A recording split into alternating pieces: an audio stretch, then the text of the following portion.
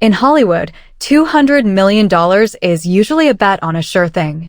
But lately, that bet is looking more like a trip to the Vegas high roller table with a blindfold on. From superhero fatigue to Who Asked for This prequels, the box office hasn't just been leaking money, it's been a total bloodbath.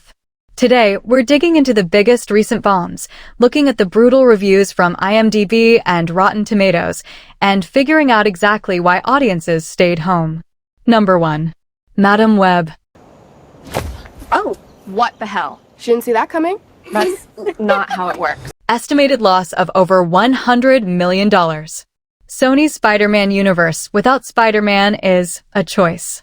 Madame Web became a meme before it even hit theaters thanks to that Amazon with my mom line in the trailer. He was in the Amazon with my mom.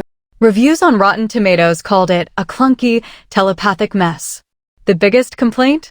The marketing promised a superhero team-up, but the actual movie is a 116-minute trailer for a sequel that's never happening. Users hammered the atrocious dialogue and the fact that the main characters only wear their costumes for about 3 minutes in a dream sequence. When even your lead actress, Dakota Johnson, seems like she'd rather be anywhere else during the press tour, the audience is going to feel that energy. Number 2. Borderlands. Brave Vault Hunters! You've come in search of the secret, lost vault of Pandora! This movie grossed roughly $33 million on a $120 million budget. This was production hell. It sat on a shelf for years, went through massive reshoots, and lost its original director in post-production. Critics called it a pale imitation of Guardians of the Galaxy. The consensus was that it took a vibrant, chaotic, M-rated game world and sterilized it into a boring PG-13 slog. Fans of the game were furious about the casting.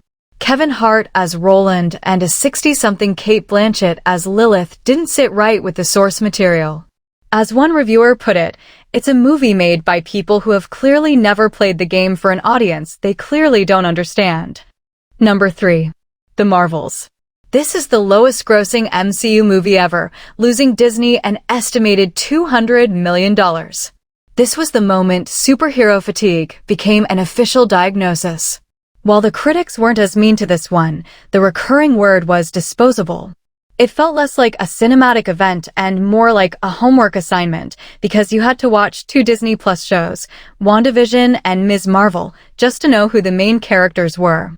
The review bombing was real, but even legitimate fans complained about the tonal whiplash switching from serious sci-fi to a singing planet musical number. It suffered from being mid in an era where mid isn't enough to get people to leave their couches. Number 4. Furiosa, a Mad Max saga. This movie grossed $174 million on a $168 million budget. It needed $350 million plus to break even. This is the heartbreak bomb. Unlike the others, this movie is actually great. So what happened? Critics loved it, praising Anya Taylor-Joy and the world building. But many noted it lacked the lightning in a bottle momentum of Fury Road. The audience reviews reveal the problem: prequel fatigue. Fans were tired of seeing origin stories for characters whose endings they already knew. Plus, the 9-year gap between this and Fury Road meant the casual hype had died down. It's a masterpiece that nobody asked for, proving that critical acclaim doesn't always pay the bills. Number 5. The Flash.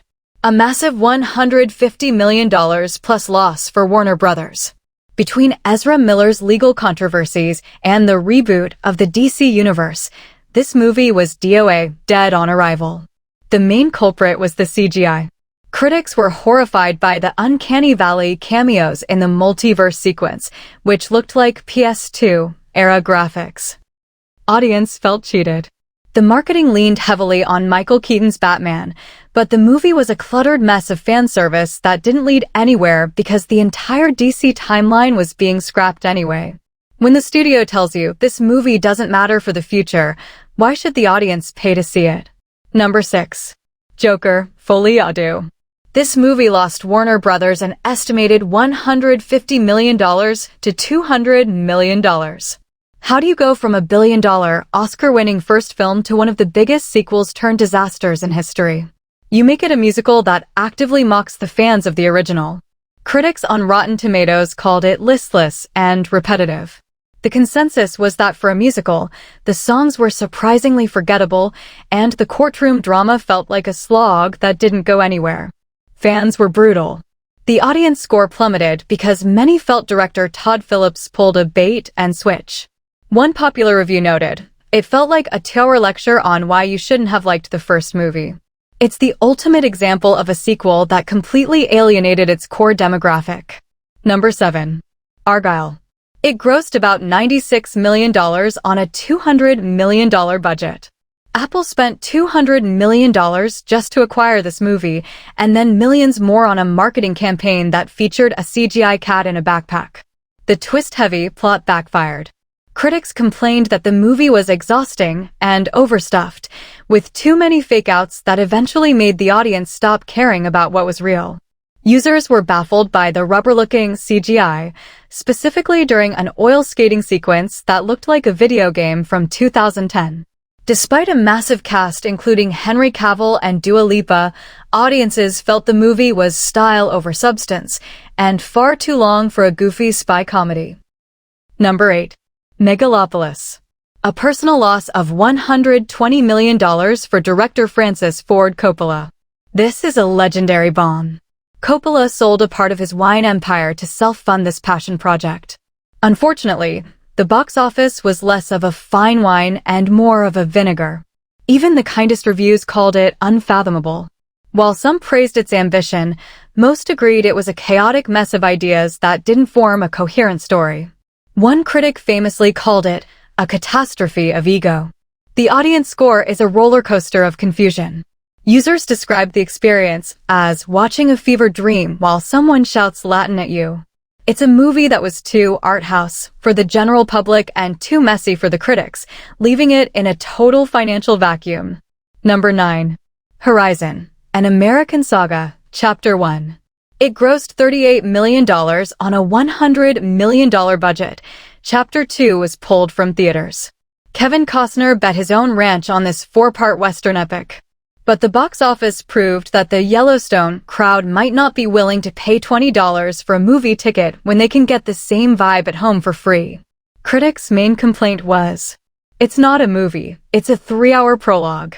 Critics felt it spent too much time clearing its throat and setting up sequels that, at this rate, might never see a theater screen.